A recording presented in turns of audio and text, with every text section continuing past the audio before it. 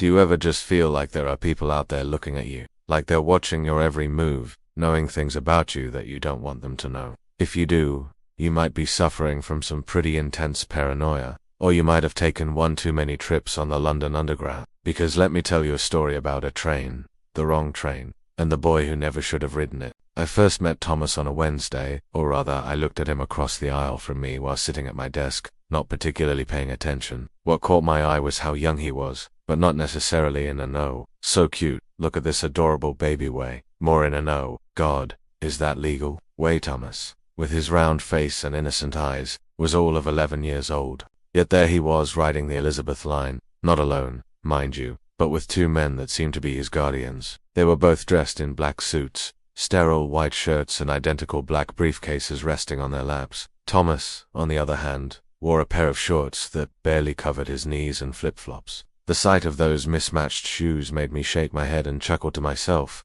because I am that kind of person. What made me laugh even harder, however, was when I noticed what Thomas was holding. In his tiny hands, he held a briefcase too, one almost identical to the ones the men beside him were holding, except for the label attached to it. It read, "Don't open until Christmas." As the train pulled into Paddington Station, I watched as the three of them disembarked. The two men in suits flanking Thomas kept their heads low, whispering something to him. Meanwhile, Thomas himself struggled to pull his briefcase behind him. When he finally looked up, his eyes brimming with tears, I saw it too. The thing that made me immediately regret chuckling to myself. It was a label on the side of his briefcase that read, "Property of the Metropolitan Police." The three of them walked off the train and into the station without a backward glance, and I was left there, shaken by what I had seen. It wasn't that I suspected any wrongdoing on the part of the police. It was the stark contrast between the situation and what I had witnessed just weeks before that troubled me. It was the case that kept me awake at night. It involved a missing person, a lot of CCTV footage, and a very familiar tube line. The District Line. My job as an analyst for the Met was to sift through hours upon hours of CCTV footage, searching for anything out of the ordinary.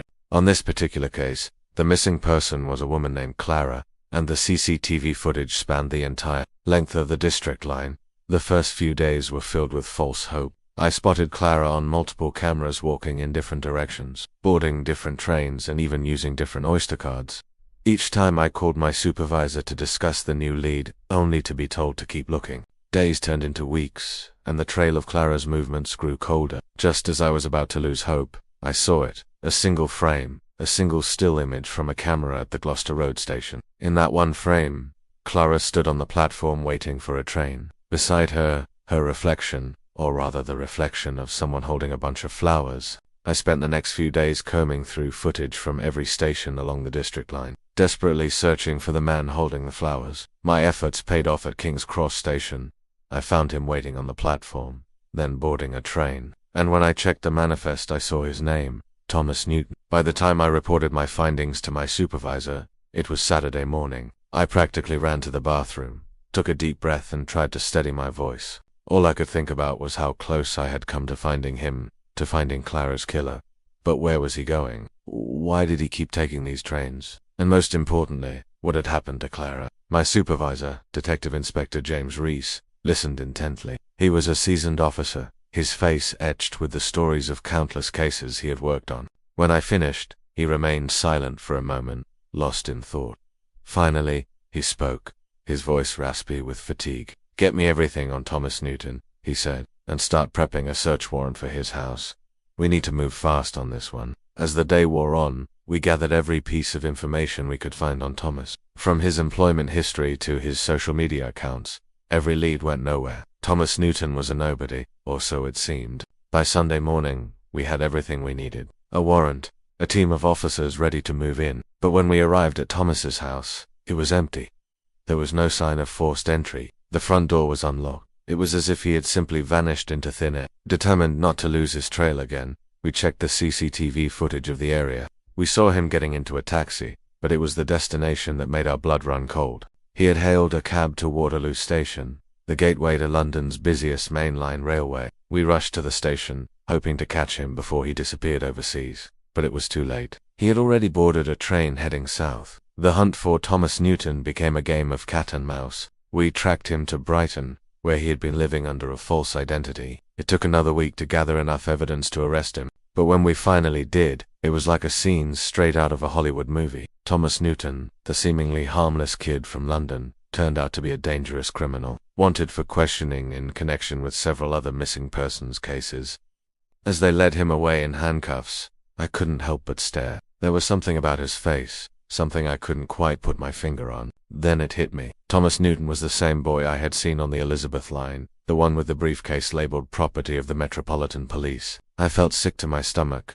How could I have missed the connection? How could I have failed to recognize him? The truth, as it often does, was far more terrifying than anything I could have imagined. Thomas Newton was the son of a high-ranking police officer, someone who had managed to keep his activities hidden for years. The deeper we dug, the more we uncovered a conspiracy that reached the highest levels of the Metropolitan Police. It was a tangled web of lies, deceit, and unimaginable horrors. In the end, Thomas was convicted of his crimes and sentenced to life in prison. But the scars he left behind, those ran deep within the force. It was a painful reminder that sometimes the people we trust the most are the ones we should be watching out for.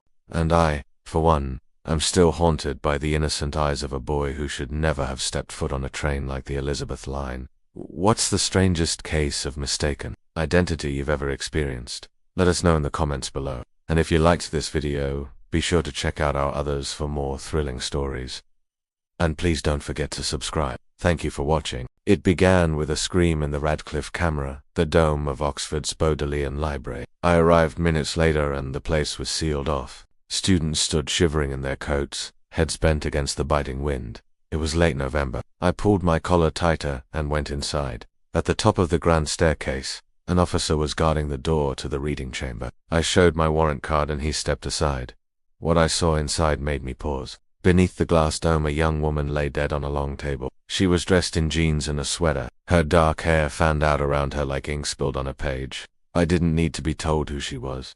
Every student in Oxford knew that girl. Her name was Clara Winslow. She was 24, a bright spark, a postgraduate in archaeology. I remembered meeting her once at a conference. I'd been talking about my work, serial killers and sacred landscapes. When I saw her raise her hand in the Q&A, "I have a question," she said, smiling. "How do you separate the psychological from the physical landscape?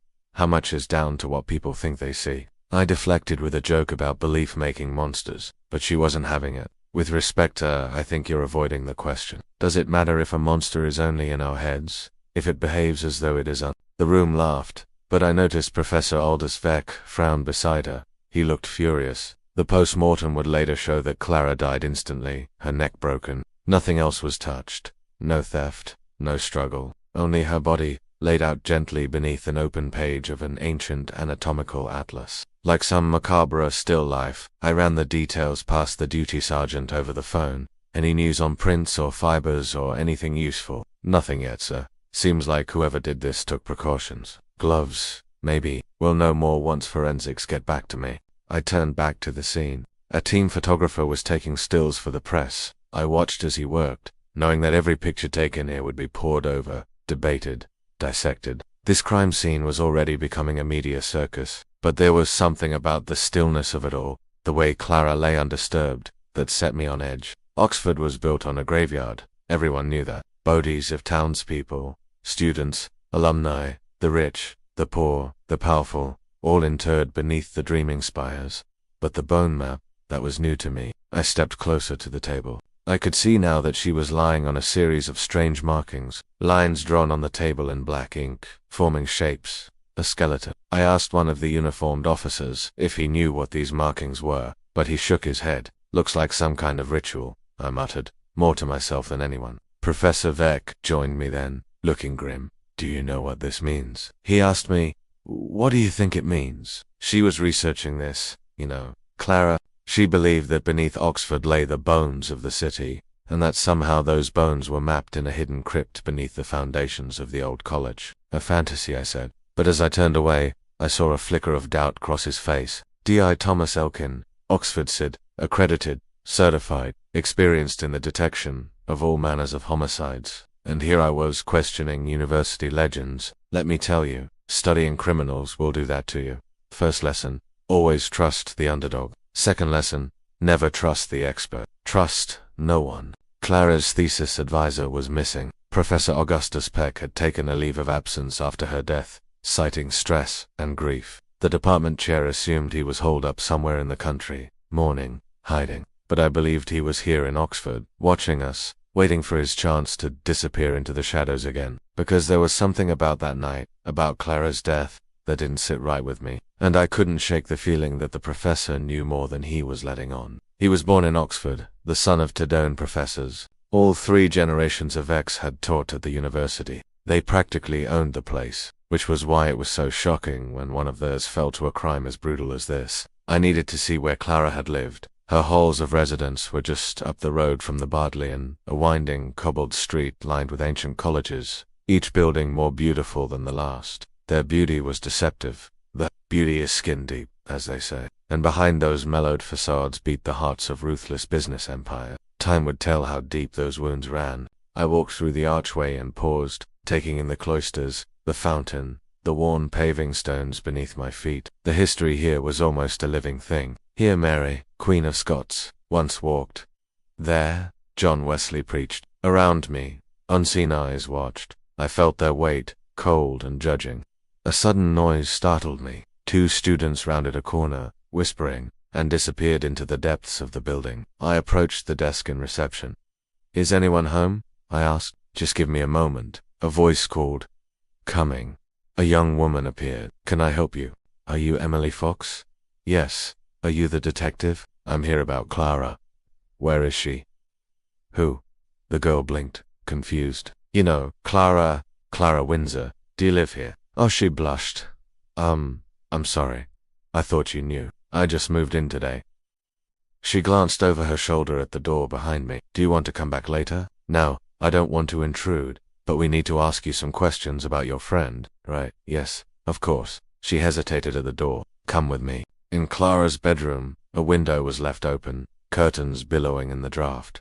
My eyes adjusted to the dim light. The room was neat, almost sterile, a single bed, wardrobe, desk piled with books. I asked Emily if she had noticed anything strange, anyone suspicious in the common room, but she shook her head, eyes downcast. I turned to leave, then stopped. On Clara's desk sat an open notebook, the pages filled with tiny sketches, diagrams, cryptic notes. On the final page, I found something else, a small pile of dirt. I brought it back to the lab. Forensics confirmed it was soil from within the grounds of the university, but couldn't narrow it down any further. It came from somewhere near the center of the compass. By now, the press were on my case. The papers had picked up the story, dubbed it the Bone Collector and the Bookworm. Even the national press were running with it, speculating about a ritual cult operating in the hallowed halls of Oxford. My boss wanted me to brief the press, keep the rumors at bay, but I wasn't going to feed them a line. Not until I knew more. There were 2 things I knew for certain. Clara had submitted her thesis and she was dead,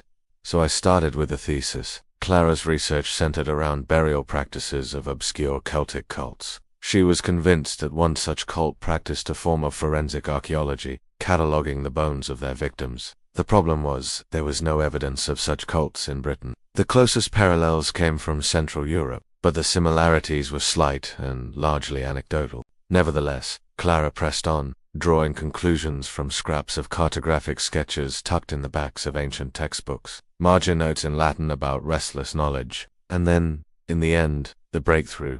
She'd found the entrance to the crypt, or at least she believed she had. She wrote about it excitedly in her final paper, which she titled The Bone Map, but her enthusiasm was lost on her tutors. They dismissed it as fiction, praised her research, but refused to let her submit the paper. And then she found the truth. Or rather, she found proof of it. One day, someone walked in on Clara and 2 of her friends. They were huddled around a table in the Duke's pictures room, discussing her research. Professor Veck, they were standing beside him, his mouth open in shock.